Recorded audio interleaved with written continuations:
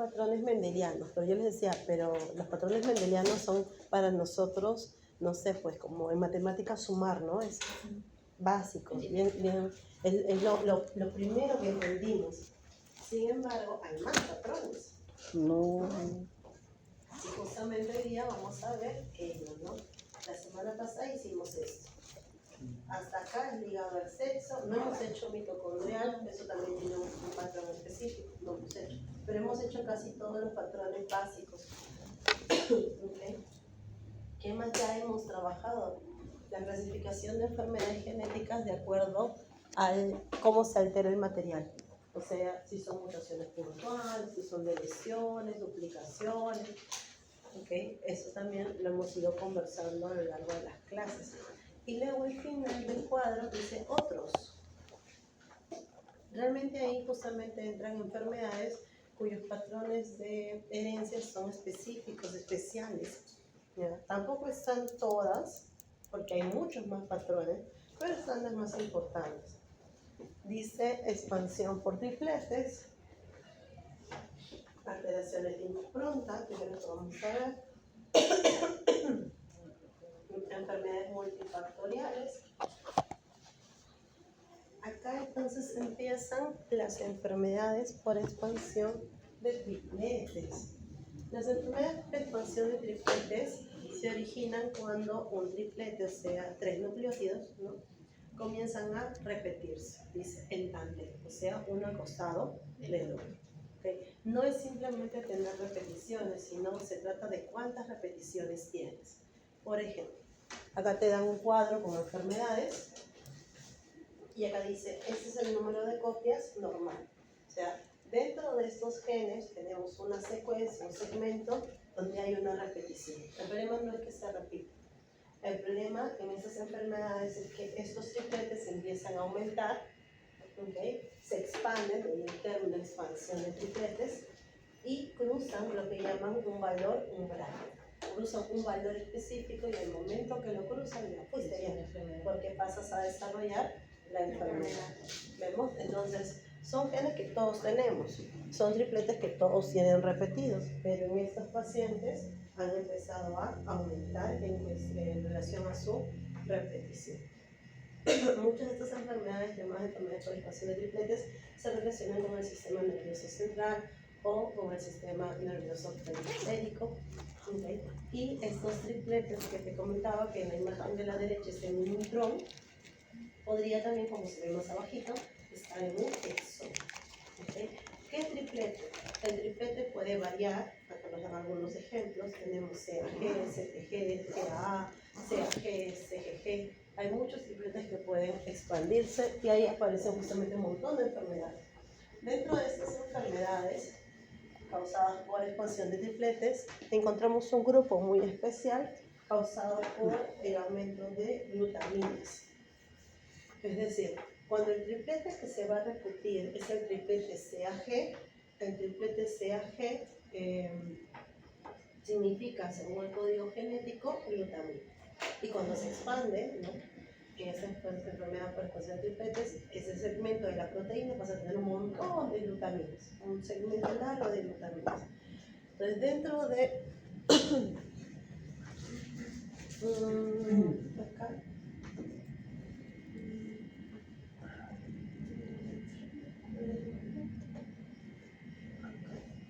abajo. Dentro de esta gráfica, esta tabla, podemos ver aquí en la parte inferior justamente muchas de enfermedades causadas por la expansión de CAG. No es una sola, sino son varias las que se generan por expansión de CAG. Esta de acá también. Okay. Entonces, ¿eso qué significa? Que todas esas enfermedades que se caracterizan por expansión de triplete CAG las llaman enfermedades poliglutamínicas para hacer indicación de eso, ¿no?, de cómo hemos aumentado la cantidad de glutaminas dentro de la secuencia. Okay. ¿Cómo funciona?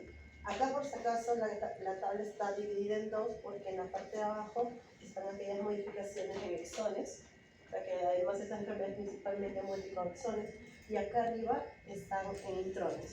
Entonces, estos acá serían intrones. ¿Qué hacen exactamente estas expansiones?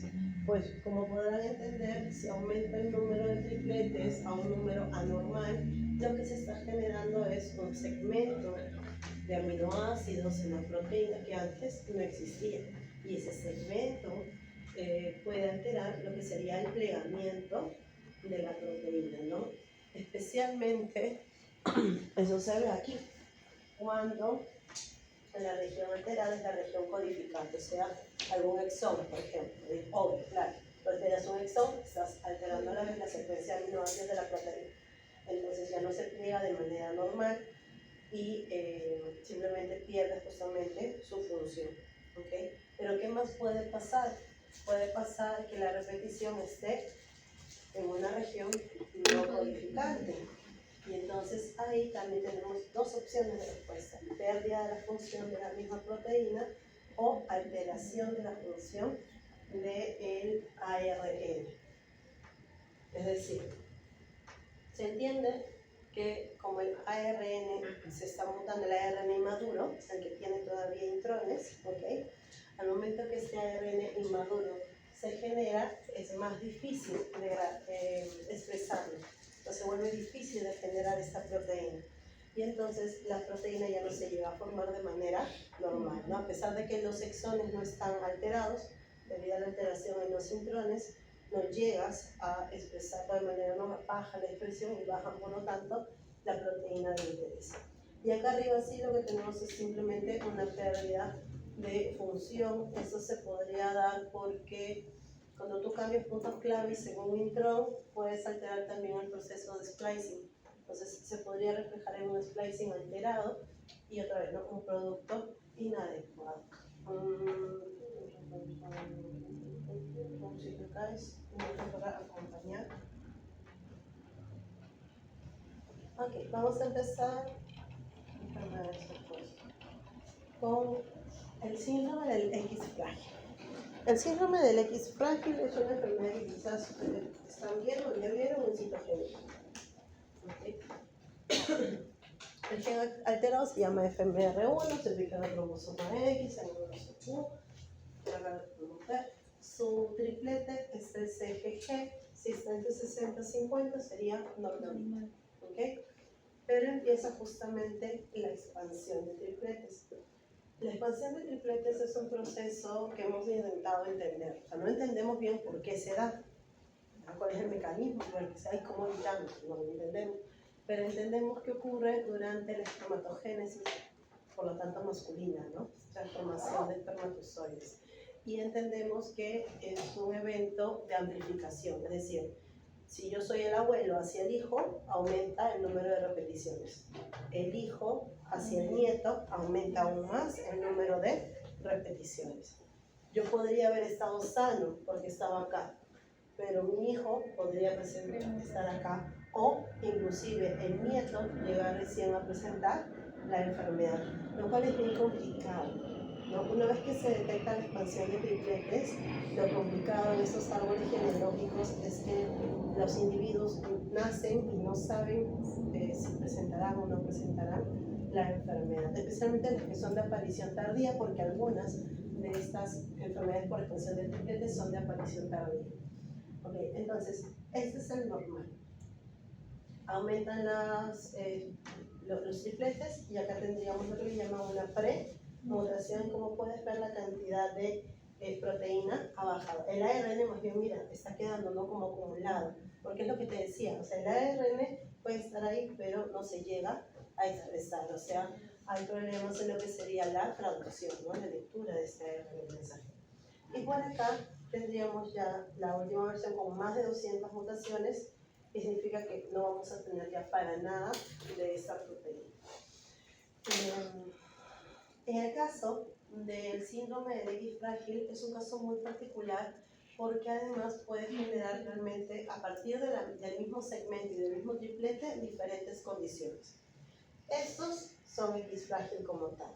Ellos, o sea, cuando tienen este genotipo, más de 200 repeticiones, van a terminar en X frágil. Pero estas de acá, lo que le llaman la premutación, ellos van a terminar dependiendo, si son mujeres van a terminar en la falla ovárica prematura, y si son varones van a terminar con el síndrome de tremor ataxia. Entonces un solo segmento de nuestro ADN, dependiendo del número de repeticiones que tiene, está desencadenando 3 enfermedades en total, ¿no? El X frágil como tal, o las otras 2 que te mencioné. Vamos a mirar por acá.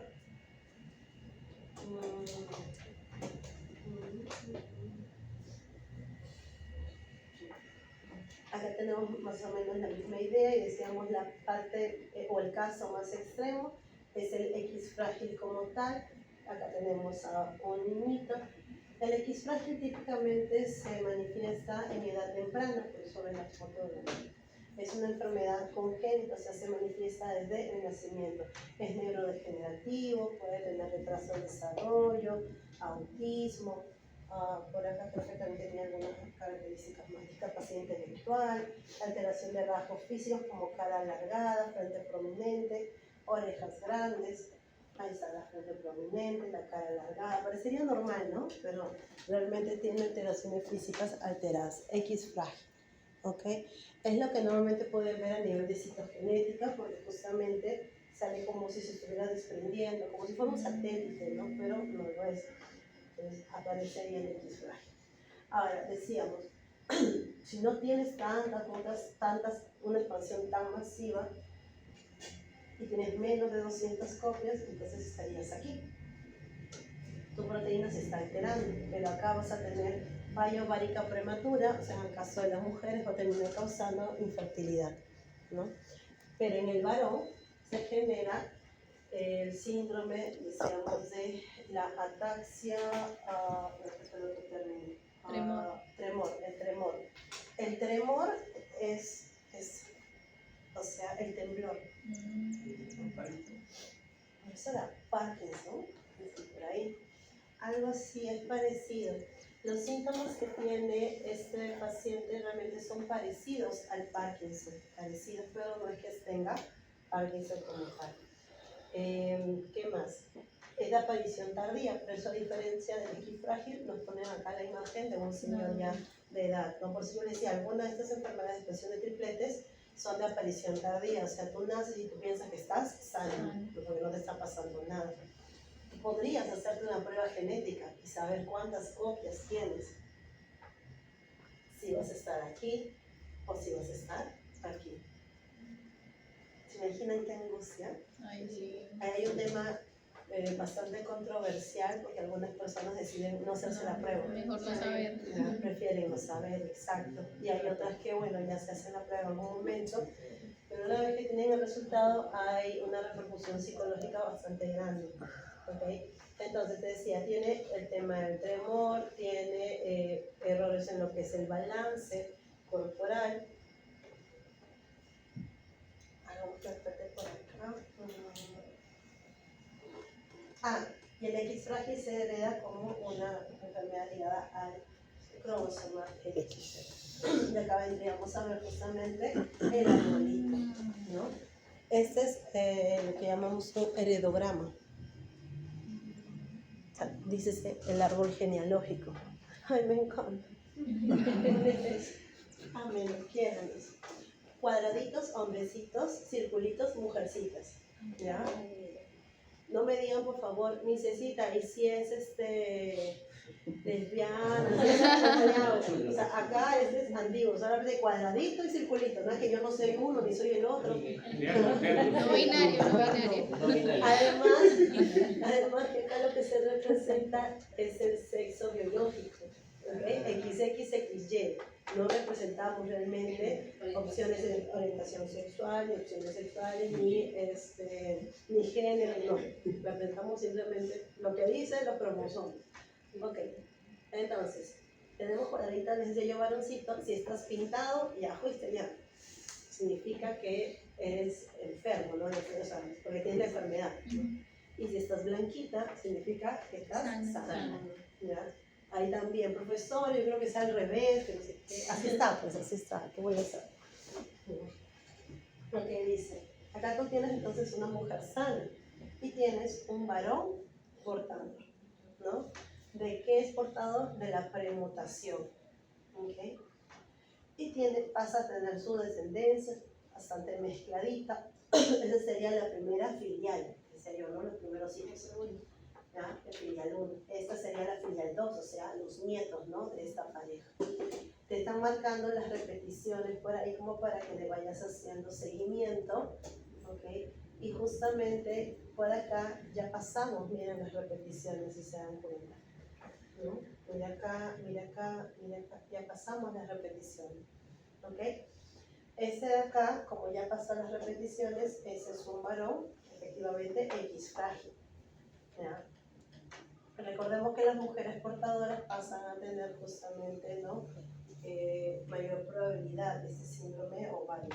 Y los varones pasan a tener el tema del tremor ataxia o el síndrome del tremor ataxia. ¿Qué más? Dense cuenta que no solamente te han pintado los círculos y los cuadraditos, sino que lo han hecho en diferente intensidad. ¡Qué chévere! A los varones, ¿ha visto? Fueron ya, ¿no? X frágil, se acabó. ¿Por qué? Porque ustedes tienen un solo X. ¿Okay? Y esa enfermedad, a pesar de ser una enfermedad de expansión por tripletes, es una enfermedad ligada al sexo, ligada al sexo. Ajá. Entonces, por eso, ¿no? Ya sabemos que las enfermedades ligadas al sexo, los varones siempre son los que... Sí. No lo digo yo. No, así dice la genética. La profesora dice, no quiere discriminar, lo dice la genética. En cambio, ¿qué pasa con las mujeres? Que las mujeres siempre tenemos dos cromosomas, ¿vemos? Por eso hay dos valores. En uno, se está yendo por el cielo, en uno. Pero en el segundo cromosoma, no. Y por lo tanto, ¿quiénes van a ser más propensos a X frágil? Obviamente, los varones, siempre los varones. Acá sí se nota más claro el tema de la cara alargada, ¿no? Mira, ese es el joven X frágil. Y la manito también. Y el papá. El papá también tiene un poquito, se ve un poco. Ok. Listo, vamos a avanzar. Esta de acá es la enfermedad de Huntington. ¿Okay? Esa es otra enfermedad. La enfermedad de Huntington ocurre cuando igual tienes una exposición de tripletes, CAG, que daba glutamina, por lo tanto es una enfermedad con poliglutaminas, ¿no? Un gen que es el IT15, que está en el cromosoma 4. Este gen codifica para una proteína, y la proteína se llama huntingtina. No sé dónde lo he escrito, ando buscando. Acá dice. Huntingtina. ¿Okay? Una proteína de 348 kilodaltons. Entonces, todos tenemos huntingtina, todos tenemos expansiones en este gen, ahí no está el problema. Ya sabemos, el problema viene con las repeticiones y cómo estas van aumentando. Entonces dice, cuando empezamos con la enfermedad, a partir de 36 repeticiones ya se puede presentar la enfermedad, pero dice con penetrancia incompleta. ¿Eso qué significa? Que si todos, acá en el salón todos, tenemos más de 36 repeticiones, 4 podrían desarrollar la enfermedad y los demás ser sanos. ¿Okay? Porque es penetrancia incompleta, no todos llegan a manifestar. Con repeticiones entre 40 y 50 repeticiones, ¿no? Ahí sí aparece entonces la enfermedad, pero como les comentaba, aparición tardía. Repeticiones mayores de 70, ahí aparece un fenómeno bien raro, se llama la aparición juvenil. O sea, tenemos una enfermedad de Huntington, pero juvenil, que es extraño realmente. Huntington se caracterizaba por ser una enfermedad de aparición tardía, pero justamente lo que hemos encontrado es que mientras más tripletes tenemos, ¿okay? La aparición se vuelve más temprana, ¿no? De ahí es que aparecen estas versiones juveniles. Y volvemos a lo mismo, la persona nace sana, ¿no? La persona que ya tiene Huntington, pero no lo expresa, todavía no se ve. Por eso a los 0 años esta persona no tiene ningún tipo de síntoma. ¿Qué pasa cuando empiezan a aparecer los síntomas? Huntington es una enfermedad neurodegenerativa donde la musculatura comienza a perder cada vez más las funciones. Tenemos alteraciones motoras, los movimientos ya no se pueden ejecutar, tenemos parkinsonismo, pero eso no significa que tenga Parkinson, ¿no? Recordemos, ya tiene el movimiento la pérdida de movimiento, que también la rigidez, que es muy característica en Parkinson, también aparece. Hay movimientos involuntarios, por eso dice, alteración en el equilibrio de la marcha, movimientos descontrolados y aleatorios, alteraciones del lenguaje, porque finalmente lo que se está alterando es cómo nosotros comandamos a nuestra musculatura, ¿no? Ese nexo entre el sistema nervioso y los músculos, eso es lo que estamos alterando. Y como realmente el inicio del error está a nivel neurológico, no solamente tenemos alteraciones motoras, también tenemos alteraciones del comportamiento, afectivas, colectivas, Parkinson. Entonces decía, esta persona no se sana, pero en algún momento puede llegar a desarrollar Parkinson si es que ha pasado el umbral. ¿Qué necesita? Una prueba de diagnóstico. Una prueba le va a decir todo. Le va a decir si va a presentar la enfermedad en el futuro, okay. Inclusive le va a decir más o menos a qué edad le va a aparecer. O sea, imagínate que tú estás acá y te dicen ya, sí te va a salir más o menos a los 22 años. Entonces, ya para qué vivo, 22 años está sin nada, ¿no? Complicado. Por eso no quieren hacer. Por eso algunos prefieren no hacerlo. Ok. Prueba. Acá creo que no, yo pensé que lo había puesto, pero creo que por tiempo yo no lo he puesto, también por el horario. ¿Cómo lo diagnosticábamos? MLPA. Esa prueba donde tú ponías primer y luego lo ligabas. Okay, justamente uno de sus usos era diagnosticar enfermedades por expansión de tripletes, o ellos le ponían CNV, ¿no? Variación en el número de copias, ¿no? que tiene más o menos la misma idea. Huntington. Okay. Acá, acá te están diferenciando el Huntington juvenil del Huntington adulto. Okay. Esto ya lo hemos visto, algo que falta por acá. El tema de la anticipación genética, creo que también está claro, ¿no? Yo les decía, el número de tripletes se va expandiendo con cada espermatogénesis y con cada generación. Siempre hay más. Por lo tanto, si yo soy un paciente con Huntington de 50 años y tengo descendencia, ¿no? Mi descendencia probablemente también tenga Huntington, pero a una edad más temprana, ¿no? A eso se refiere con esta anticipación genética. Enfermedades por expansión de tripletes es la ataxia de Friedreich. Las ataxias en general son el descontrol de los movimientos corporales. Ataxia significa eso, no como lo que vimos hace un rato con los pacientes que tenían ataxia y tremor. ¿Okay? Entonces, ataxia en general siempre, y tú anótalo en alguna esquinita, ataxia en general significa que estamos perdiendo el control de nuestros movimientos corporales. Ataxia. En este caso tenemos la ataxia de Friedreich y su expresión es por un triplete GAA en el gen FXN que codifica una proteína llamada fratraxina. Bien imaginativo nosotros. Ok, entonces, ¿qué les tenía que comentar acá? Ataxia. Ya. Tenemos en el cuadro las repeticiones para una paciente sana, sería de 6 a 29. En un paciente enfermo empiezan desde las 200 repeticiones. Ok, las repeticiones en este caso va a estar a nivel del intrón, pero ya hemos dicho, ¿no? ¿Cuáles son las consecuencias? Y que a pesar de que está a nivel intrónico, cuando ya se genera el ARN mensajero, no se lee de manera apropiada y por lo tanto la producción de esta proteína baja. ¿Okay? Entonces acá también nos las pueden mostrar. Entonces, ahí simplemente se está dando el fundamento, más detalle. Vamos a mirarlo por acá. La ataxia de Friedreich. Entonces, como te decía, la ataxia es el descontrol de movimientos corporales, con lo cual tú ya al toque debes pensar que esto o es una alteración neurológica o es una alteración en la musculatura o inclusive ambos, ¿no? O sea, normalmente cuando afectamos la parte neurológica es lo que a su vez tiene errores en la parte de la musculatura. Entonces podemos entender lo que sería la sintomatología, la ataxia como tal, descontrol de nuestros movimientos corporales, ya no puedo moverme a voluntad. Dice, cardiomiopatía hipertrófica, porque el músculo sigue siendo también un músculo, ¿no? El corazón tiene finalmente un músculo, tiene pie cabus, tiene escoliosis, justamente que parte de esta debilidad muscular, desvíos a nivel de los piecitos, pero la más grave de todos ellos está acá, en el corazón. O sea, cuando ellos pasen a casos fatales, va a ser debido a esta hipertrofia que tenemos a nivel del corazón.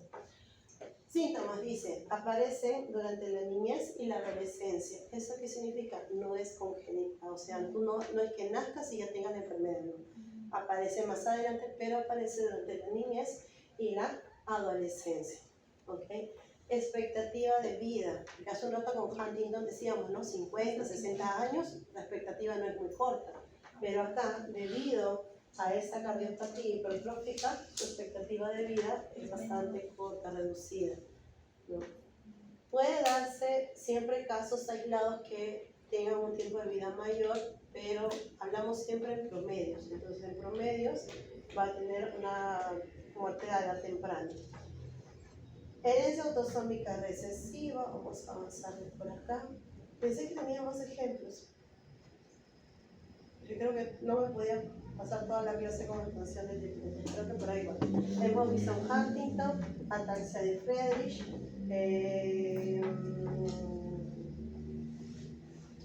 y el síndrome de X frágil. Eso es.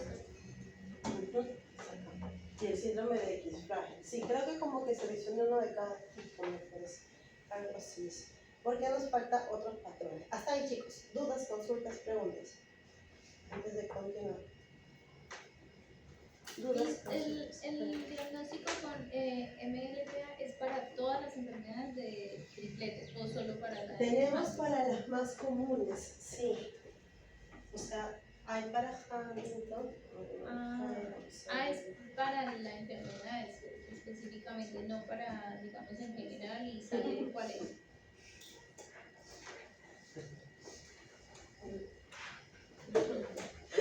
¿Qué pasó? Se apareció salsa. Aparecieron salsas de verdad.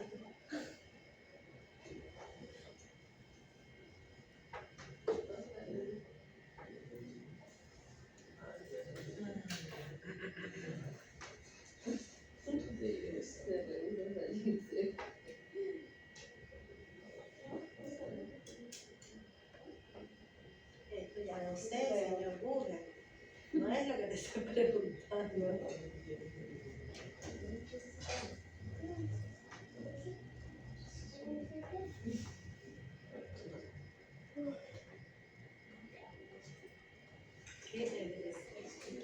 Este, por ejemplo, es para X frágil. O sea, son como los kits que habíamos visto para las otras enfermedades. ¿Ya? O sea, sí viene para cada una entonces. Sí, porque recuerda que claro, el producto que podemos formar sería igual de diferente longitud. Entonces, sí, normalmente los hacen para cada uno. Sería divertido, ¿no? Hacer como que todos en uno solo. Interesante. Interesante cosa. Pero no lo he visto, la verdad, solamente los he visto así por separado. Ok. Gracias. Ok. Entonces, expansión por tripletes, ya. O sea, prácticamente está en el nombre, ¿no? Como todos los ejemplitos que ya les mostré. Disomía uniparental. Tan, tan, tan. La disomía uniparental es otro fenómeno que termina generando también, ¿no?, enfermedades genéticas. La disomía uniparental significa que un solo padre te dé sus dos cromosomas serían. Sus dos cromosomas. ¿Okay? Entonces acá, por ejemplo, estamos viendo una disomía uniparental materna, porque acá los cromosomas de la mamita están de rojo. ¿Vemos? Estas son las verdaderas mamás luchonas. ¿Listo? O sea, ya no Pero, es el cromosoma del padre. Ahora. no, pero eso no es algo bueno, no vayas a Y pensar. fenotípicamente. Ahí vamos, justamente aparecen las enfermedades, paso a paso. Entonces, profesora, pero solamente con la mujer, no, pero eso acá dice disomía uniparental materna, porque de la misma manera hay disomía uniparental paterna, porque vean que sí estamos en una época de igualdad. No, ¿ya? luchones. Okay. A ver, ¿cómo? Entonces, ¿cómo llegamos a este fenómeno, profesora? Pero si a mí me han dicho en citogenética que, bueno, más bien yo diría que en citogenética probablemente te han mostrado muchos de estos mecanismos, ¿no? Especialmente con la idea de llegar a trisomías, monosomías, ¿vamos? Entonces tenemos aquí Un gameto dice no lisómico, o sea, que en algún par de cromosomas no tenga su cromosoma correspondiente. ¿Okay? Este debería, en teoría, ser el del padre o el de la madre, y acá sería el gameto que le complementa. Pero ese gameto que le complementa más bien tiene el doble. Se fusionan, hacen su cigoto, y entonces quedan con 2 cromosomas, ya sea del papá o de la mamá. ¿Okay? Entonces le llaman complementación.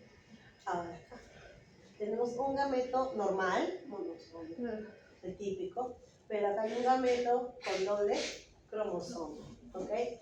¿Qué sería lo común? Ahí aparecerían tus hermosas trisomías de tu curso de citogenética. Pero eso sería lo más común, lo más normal, pero en el afán de no llegar a esa trisomía, una de las cosas que se pueden hacer es que uno de los cromosomas se descarte. Es como un mecanismo de defensa. ¿Qué pasa si descartamos y en lugar de descartar este, descarto este? Se quedan los dos. Me quedo con 2 de un solo papá. ¿Viste? Trisomía uniparental. Que por eso se le dice rescate trisómico, sí. Rescate trisómico. O sea, en lugar de, para que no se presente una trisomía, están intentando eliminar uno y al final se han quedado con 2 del mismo padre, ¿no? Del mismo parental. Ok. Acá tenemos un gameto con un cromosoma, normal, pero otro que no tiene nada. Se fusiona, normalmente da una monosomía. Sin embargo, otra vez con la intención de salvar esta situación, o sea, de aprobar con mi 10.5,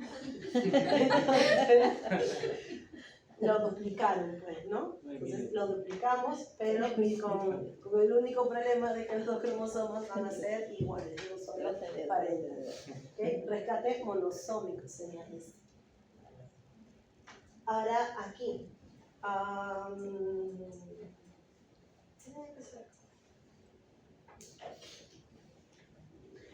Ya. Esto es un error a nivel de lo que sería la mitosis. Claro, o sea, ya se formó el cigoto. Este es el cigoto, ¿no?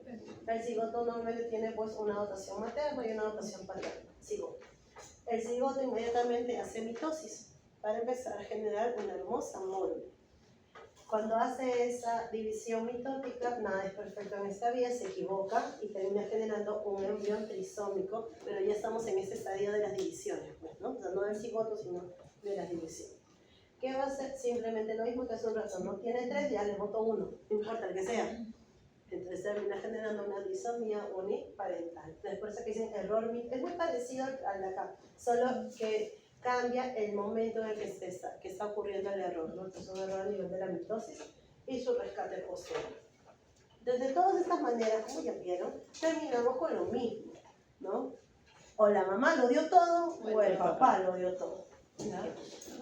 ¿Eso es malo? Es malo. La diversidad es buena.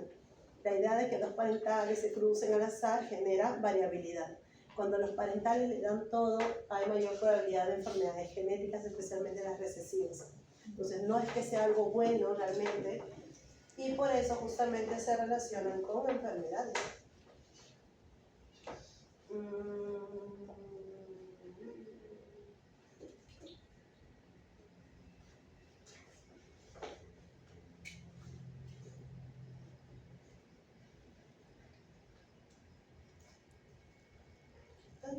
¿Por qué tenía que hablar de trisomía uniparental? Claro, porque acá aparece. Sí, para eso es. Ok, acá tienen algunos ejemplos, porque yo decía, ¿por qué no me he explayado en los ejemplos? ¿Por qué no? Porque ya me acordé que no, la disomía uniparental realmente lo estoy poniendo como concepto, porque dentro de un instante la vamos a necesitar y ya quería que supiera lo que era una disomía uniparental. Acá tienen algunos ejemplos de enfermedades justamente, ¿no?, basadas en disomía uniparental. Como podemos ver, están regados por todos nuestros cromosomas autosómicos, ¿no? En ese caso, el que dice diabetes mellitus neonatal trasciende es una enfermedad monogénica. Cuidado no confundir simplemente con la diabetes mellitus, porque hay diabetes mellitus monogénica. Están dentro de la clasificación donde se ubican las MODIs, o sea, que así se les llama. el síndrome de Silver-Russell, tenemos ahí el síndrome de Bedwick-Friedman, tenemos el síndrome de Prader-Willi, que es el que vamos a ver dentro de un ratito. ¿Okay? Entonces, hay enfermedades justamente basadas en la disonía uniparental, sí existen. En este caso, no sé por qué decidí no profundizar en ella, me imagino que no son tan conocidas. La más conocida es Prader-Willi, pero en esa sí vamos a hablar dentro de un instante. Yo creo que así lo podemos. Ok, avanzamos. Impronta genética. La impronta genética está relacionada con la epigenética. Cuando descubrimos el ADN, hicimos mucho, ¿no? Tuvimos mucho esfuerzo para llegar a la secuencia del ADN gracias al proyecto Genoma Humano. Nos costó un ojo de la cara. Tuvimos que recurrir a varios países para que finalmente tengamos, ¿no?, este proyecto de Genoma Humano, 13 años de nuestra vida científica, ¿no?, para un solo genoma. ¿Quién diría? Hacia atrás diríamos, ay, qué sonsos que éramos, ¿cómo podríamos habernos tardado tanto? Porque hoy en día es algo muy fácil, lo hacemos en todos los países, hasta acá en Perú podemos secuenciar, ya con eso decimos todo, ¿no? Porque ya se ha vuelto una técnica rutinaria, ¿okay? Pero pensábamos que el ADN lo era todo, o sea, que si tú montas el ADN, esa es la respuesta para todas las enfermedades genéticas, de ahí nace todo. Y las enfermedades genéticas sí nacen de mutaciones del ADN, pero no todas las enfermedades se explican con esas mutaciones.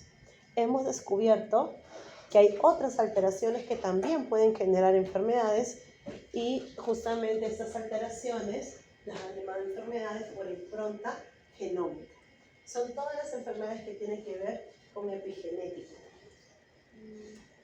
Tenemos, por ejemplo, los casos del ARN micro. ¿Se acuerdan que tenían un seminario y les hablaban de que había muchas enfermedades dérmicas que se generaban con ARN micros? Y yo les decía, y eso es un poquito, un ejemplito nomás, porque hay muchos más. Tenemos las modificaciones de histonas y tenemos, que acá estarían las acetilaciones, por ejemplo. Tenemos la metilación del ADN, siendo esta la modificación de epigenética más estudiada. ¿Okay? Esta es la más estudiada, esta es la más prometedora.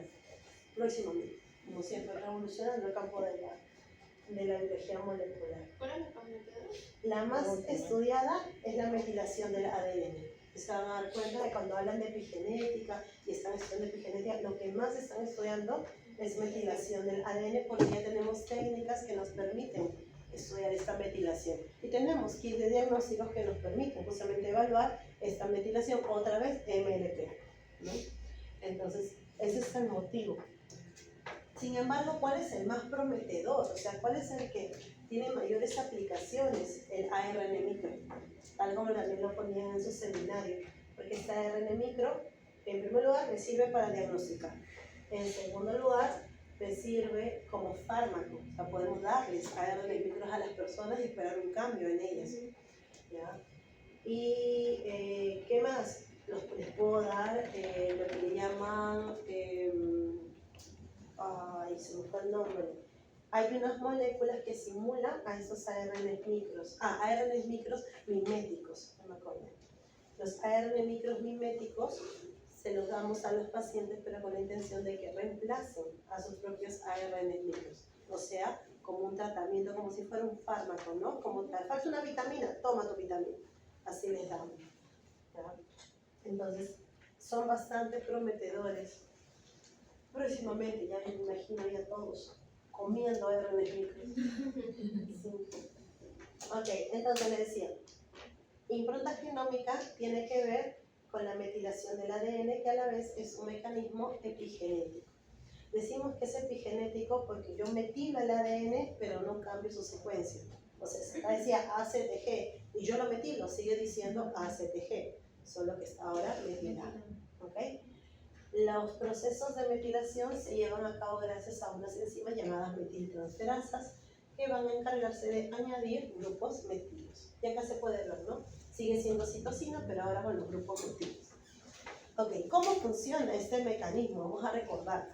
La metilación del ADN es un mecanismo que siempre inhibe. O sea, cuando tú metilas a un gen, ¿okay?, esa metilación inactiva genes. ¿no? Entonces, cuando tú encuentras un gen que está metilado, significa que a la vez está inactivo, no se va a expresar. Es un mecanismo natural, o sea, todos nosotros hacemos metilación del ADN. Sin embargo, la metilación del ADN se ha encontrado en algunos casos puntuales como el cáncer, donde hemos encontrado unas hermosas islas CPG, donde también tenemos justamente esta metilación. Son bastante famosas. ¿Okay? Y eso justamente es lo que se para estudiando, ¿no? Cómo los cambios en metilación del ADN pueden generar o afectar procesos como la hipertensión, la obesidad, la diabetes mellitus. ¿Okay? Listo. Entonces, eso es lo que pensamos, eso es lo que estudiamos, pero ¿qué tenemos así tangible ahorita ya, que ya sea conocimiento? Sabemos que hay enfermedades que se basan en esta impronta genómica. Y esta impronta radica en cómo los papás vamos a heredar a nuestros hijos esta impronta. Entonces, tenemos dos enfermedades bastante conocidas de impronta genómica, Prader-Willi y Angelman. Acá está el síndrome de Prader-Willi, por acá está el síndrome de Angelman. ¿Okay? Vamos a mirarlo por acá. Acá. Este es el segmento de interés. Está en el cromosoma 15, en el brazo Q. Este es el pedacito que me interesa. ¿Okay? Este sería el gen. Este representa el paterno y el otro representa el materno. Me parece que el puntito negro es la metilación. Vamos a verificarlo. Así, metilación. ¿Okay? Entonces, esta sería la persona normal. La persona normal debe recibir este gen del papá y de la mamá. Pero el que recibe de la mamá debe estar metilado y el que recibe del papá no debe estar metilado. ¿Vemos? Uy, creo que no, porque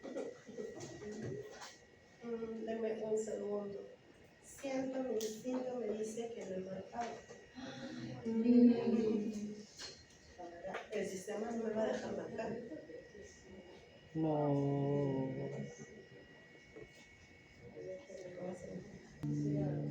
Pero dejo tomar una fotito ya, chicos. Ahí sí, ¿no? Ahí todo el mundo se levanta. Despierta. Que te pegue. Es para que si me dice Marcela, el sistema dice que entraste a las 2. No, mentira, qué tarde, pero así yo.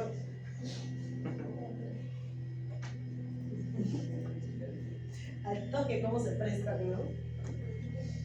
Ok, estábamos. Acá, entonces yo te decía, todos tenemos este gen, todos, ¿ok? Ubicado en el cromosoma 15, todos. Ese gen que nosotros tenemos, uno te lo dio tu mamita, uno te lo dio tu papito. El que te dio tu mamita te lo dio metilado. Porque se dice que nosotros no solo heredamos genes, realmente nosotros heredamos patrones de metilación. Esa es una cosa más que heredamos, por eso decía, es más complejo todavía. Pero qué chévere, bueno, a mí me encanta. Ok, entonces el de tu mamita metilado, el de tu papito no está metilado. Miss, ¿estás segura? Estoy segura porque ninguno de nosotros tenemos ninguno de estos dos síntomas, así que tenemos que estar normales. ¿Okay? Ahora vienen los síntomas. Vamos a empezar con Prader-Willi. Prader-Willi es esta persona acá, cursa con obesidad, tiene una queso excesiva, manos chiquitas, piecitos chiquitos, hipogonadismo, o sea, las cuales no se le incluidas, retraso mental, Prader-Willi. A veces inclusive se ha intentado entender, ¿no? Cómo así se llega a la obesidad, para ver si por ahí tenemos la solución de la obesidad. Pero bueno, okay. Vamos a mirarle acá. Esta de acá sería un paciente Prader-Willi. ¿Qué le ha pasado? Ha delecionado ese segmento, y justamente el segmento que todos teníamos, pues, ¿no? ¿Cuál ha delecionado? El del papá. Se ha quedado solamente el de la mamá metilada. Prader-Willi. Ahora, ¿esto qué cosa es? Esto representa la disomía uniparental. ¿Te acuerdas? Cuando uno de los papitos daba todo. ¿Qué ha dado acá? Es disomía uniparental materna. La mamita le ha dado todo. Y yo justo te decía eso, ¿no? El hecho que la mamá dé todo no significa que es algo bueno. Acá la mamita dio todo y como los dos están metilados, le acaba de generar una enfermedad. Va a desarrollar como Prader-Willi. ¿Okay? Este de acá, en este caso, este es un error de impronta genómica. Esta es la impronta genómica. ¿Ya?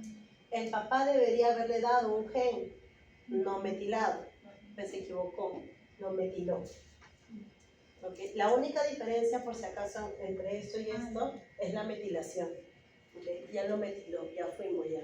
Porque a pesar de que es el paterno, pero como está metilado, actúa como es. Metilado, metilado. ¿Vemos? Y por lo tanto desencadena Prader-Willi. ¿Okay?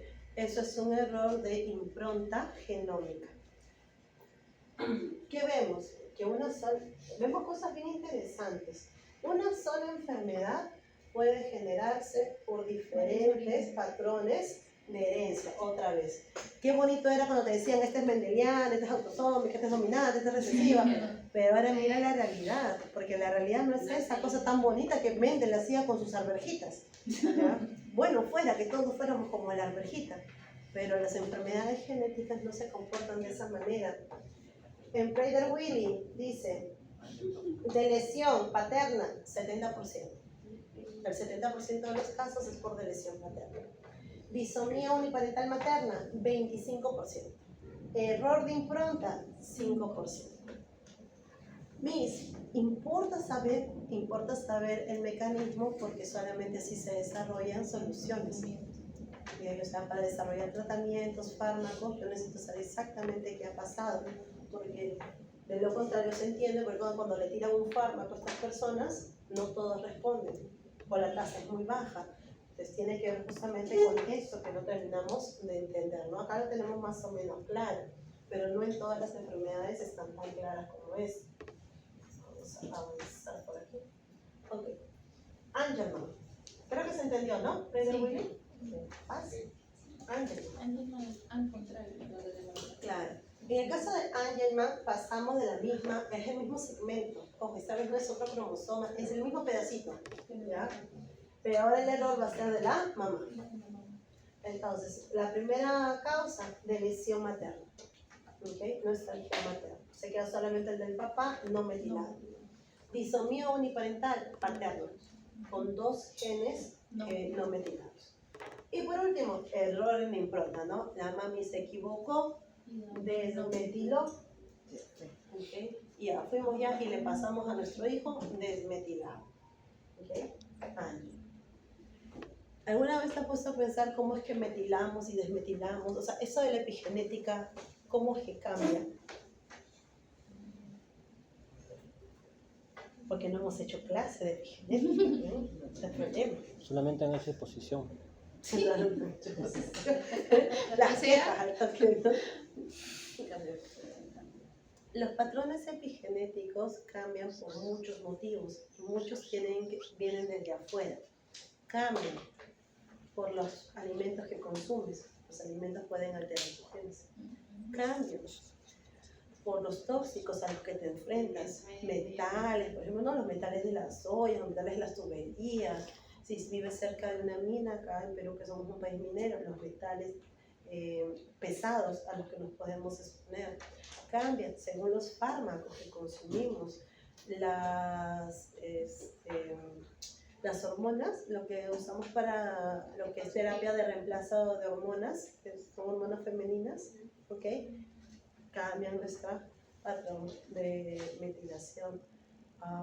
El cigarrillo o el vape, todas estas cosas, no todo el mundo veíamos, cambian también lo que es la metilación. Entonces, la metilación depende, si no es cierto, tiene mecanismos biológicos, depende también de factores externos. Fuimos. Por eso decíamos, ¿no? Nosotros no solamente le pasamos nuestros genes, nuestra descendencia, le pasamos nuestro patrón de metilación. ¿Eso qué significa? Yo siempre visionaria, no lo olvides. Yo siempre he dicho que veo el futuro. Ahorita estamos en la época del genoma, ¿no? A todo el mundo ya le queremos dar su genoma. Próximamente, de algunos años, probablemente tus hijos, tus nietos tengan su genoma ahí a la mano, ¿ok? Pero ¿cuál va a ser el siguiente paso? Tu patrón de metilación. Ya no solamente vas a buscar tu genoma, ahora vas a querer, ya quiero todo mi patrón de metilación, démelo de una vez, ¿no? Pero como ese se modifica, lo vamos a tener que monitorear. Ya no es uno para toda la vida, sino que lo genera y luego lo tendrías que monitorear en el tiempo, cómo está cambiando. Ya. ¿Qué más se me queda por acá?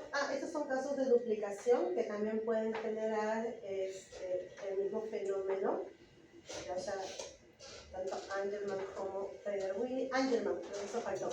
Angelman es una enfermedad que se caracteriza por un rostro aguileño. No se ofendan. Por eso dice fascia inusual. Yo le veo como un pajarito, ¿no? Estatura corta, retraso mental, elasticidad y convulsiones, igual, 70% por delesión. Siempre la delesión es el caso más común. 7% por, y aguanta, acá me faltan. ¿Qué pasó? ¿De qué no suman? Pues 100%. ¿Qué he hecho acá? Ahí es 80. ¿Será que es 80? ¿No sería 17? 17 y 13, ¿no? Probablemente. Sí, o 27 y 3. 27 y 3 probablemente. Me suena. Pero igual, la progresión es la misma, ¿no? La delesión, en este caso materna, sería la causa más importante, pasando por la disomía uniparental paterna. Y finalmente el error de impronta, que es realmente el mecanismo que estamos estudiando. Nosotros solamente estamos estudiando el error.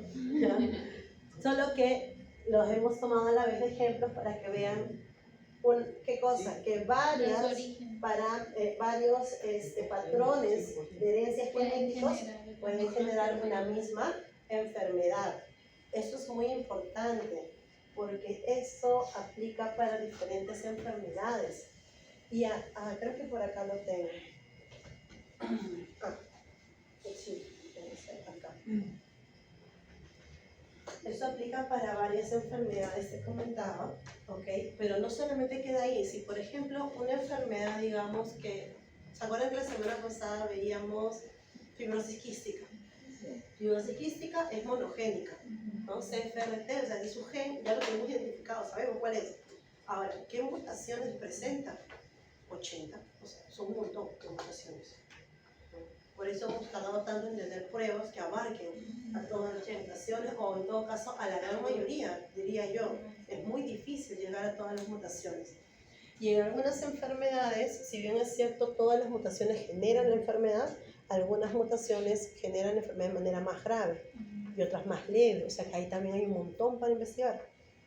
Pero son enfermedades raras. No tenemos muchos pacientes que poder mirar, claro, ahí todavía hay mucho que comprender, ¿ok? Entonces, en muchas enfermedades el problema es ese, ¿no? Que la mutación tampoco es una sola, ni es de un solo tipo, sino confluyen muchas mutaciones en un solo gen. Eso complica también a las enfermedades genéticas. Y hay algo más que las complica. Vamos a hablar de enfermedades multifactoriales. Ya acá ya es para que ya hagan así todos mis créditos.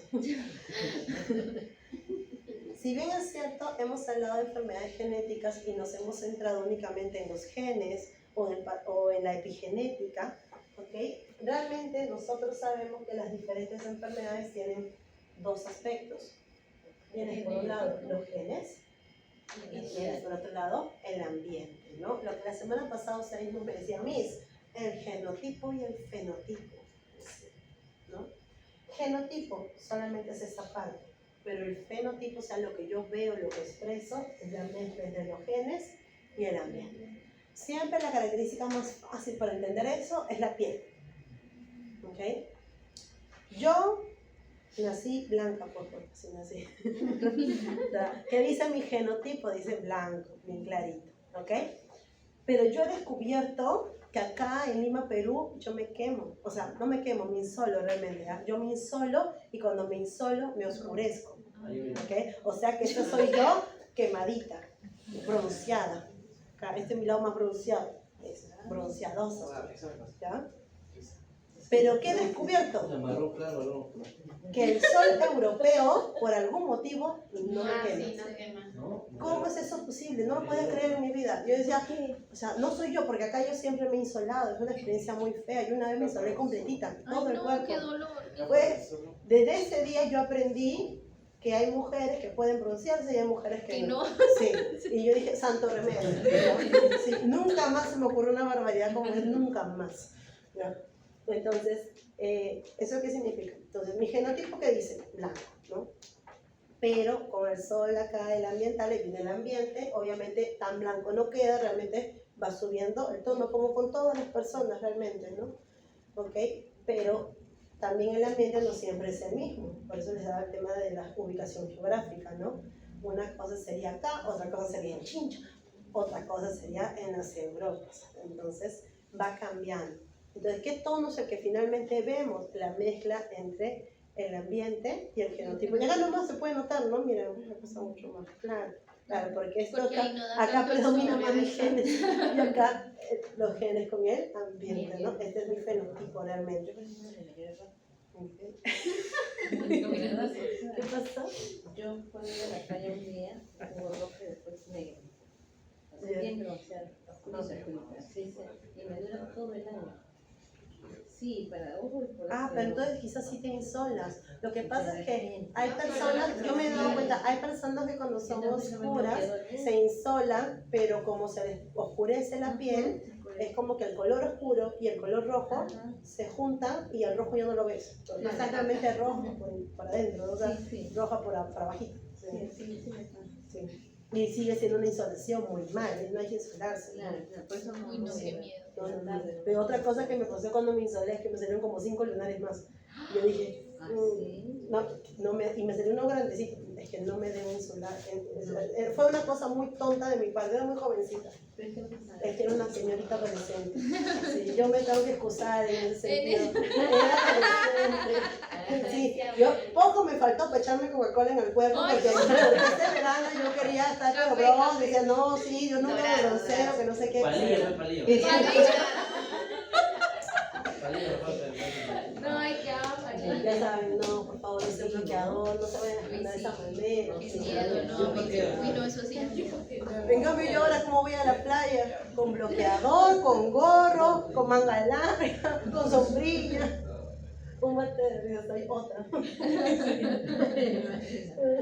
lo vea profesor. Okay, entonces, toda la característica que nosotros tenemos, así como ocurre con la piel, es realmente la mezcla entre los genes y el ambiente.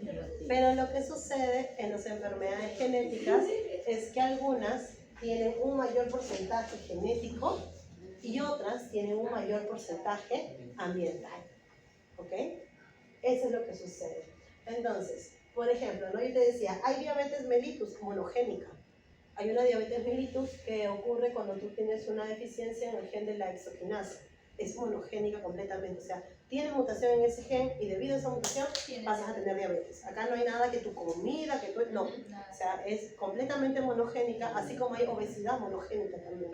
Entonces son monogénicas, están causadas por un solo gen y cuando ese gen está mutado de una manera bastante específica, pasas a desarrollar la enfermedad. Así tú hagas lo que hagas en el ambiente, ya vas a estar enfermo. Lo que vas a hacer es controlar nada más tu enfermedad. ¿Okay? Entonces ahí predominan los genes. ¿Vemos? Los genes. Ahora, hay otras enfermedades donde predomina el ambiente. Dicen acá un accidente de tráfico, claro, ahí tú ya no tienes nada que ver, pues no es el azar, el ambiente. Como una intoxicación alimentaria, por ejemplo, el ambiente. Una insolación. ¿Okay? Una insolación, sí. El ambiente. No, pues ya. ¿Qué Lo que pasó? se refiere al cáncer de mama. Ya, lo que sucede en el cáncer es que hay algunos cánceres que también se comportan como enfermedades monogénicas. Ahí está justamente los cánceres relacionados con BRCA, están también el retinoblastoma. Se muta el gen RB y tú pasas a tener retinoblastoma. ¿Okay? Ahora, el detalle viene en de dónde vino esa mutación. Algunas son heredadas y otras son espontáneas. Y las espontáneas, ¿de dónde vienen? Del ambiente. Ok, entonces justamente, como vemos, hay enfermedades que van más para acá y otras vienen más para acá. Y al medio de todas ellas están las peorcitas. La típica enfermedad multifactorial, ¿no? Por ejemplo, diabetes. Diabetes es una enfermedad multifactorial. Tiene que ver con la herencia de algunos genes. Por eso ven, ¿no? Te preguntan, ¿en tu familia alguien ha tenido? Pero también tiene que ver con tu dieta, también afecta la edad, también afecta el ejercicio, el estilo de vida en general, ¿no? El estilo de vida saludable. ¿Qué más podría afectar por ahí? Podría ser la salud del páncreas, quizás. ¿Okay? Entonces es multifactorial, ¿no? Obesidad es multifactorial. El propio cáncer, ojo, estamos hablando, ¿no?, en los casos en que son multifactoriales, que como decía, ya hay también sus versiones monogénicas, ¿no? Pero en la mayoría de casos es multifactorial, no como la diabetes mellitus 2, en su mayoría son multifactoriales. ¿Okay? Y el cáncer en su mayoría es multifactorial. Entonces, hay un componente genético, se puede transmitir, se puede heredar, pero también hay un componente ambiental, justamente ese es el que no controlamos, ¿no? ¿Qué sucede con el ambiente? El ambiente puede afectar a los genes de diferentes maneras. En primer lugar, simplemente regular su expresión, ¿no? O mejorar algunas de nuestras características, como lo que pasa con los alimentos que consumimos, que podrían fortalecer nuestra musculatura, nuestros huesos. Ocurre en el caso del ambiente, como hablamos, de la piel, ¿okay? Pero el ambiente también puede finalmente causar mutaciones, ¿no? Sustancias tóxicas, ya sabemos, mutaciones por factores químicos, factores físicos y factores biológicos, que son un montón, una lista gigante de mutaciones, ¿no? Y entonces ahí aparecen las enfermedades multifactoriales. Justo acá tenemos, me había olvidado que tenía la lista: obesidad, cáncer, diabetes, hipertensión, se considera dentro de las multifactoriales, esquizofrenia, la enfermedad de Alzheimer, multifactoriales. ¿Vemos? Sí, en algunos casos tienen motivos ya específicos. Es que recordemos que hay en cada enfermedad hay una clasificación, siempre, ¿no? No olvidemos eso, porque ahí todos los casos los quieren meter acá. Claro, ellos a su vez tienen casos muy puntuales acá, ¿no? Estamos hablando de las que sí vienen de diferentes motivos. Y eso entonces ahora es mucho más complejo, porque ahora ya no solamente son los genes, ni varios genes, porque hablábamos también de enfermedades poligénicas, las que son afectadas por varios genes, ¿ok? O, por ejemplo, en algunas enfermedades es un gen, digamos, por ejemplo, el colágeno, un gen del colágeno, ya, pero el gen del colágeno no es uno solo, el gen del colágeno tiene variantes, claro. Entonces al final pasan a comportarse como poligénicos. Hay enfermedades poligénicas que ya complican todo. Hay enfermedades con penetrancia incompleta, que también eso nosotros conversábamos, ¿no? Que puedes tener el genotipo, pero no se llega a expresar en toda la descendencia. También complican las cosas. Y por último tienes las enfermedades multifactoriales, hacer que la vida sea difícil. Sí. Sí, por eso yo siempre digo, mientras más sabemos, menos sabemos. Te das cuenta que más nos traumamos. Mónica, de verdad. Y ahí terminamos por ahorita, chicos. ¿Qué hora es? ¿Es tarde? No, está bien. ¿Temprano? Ay, súper, ya. Entonces tenemos 2:40, acabamos. ¿Vamos a lista? Igual estamos viendo.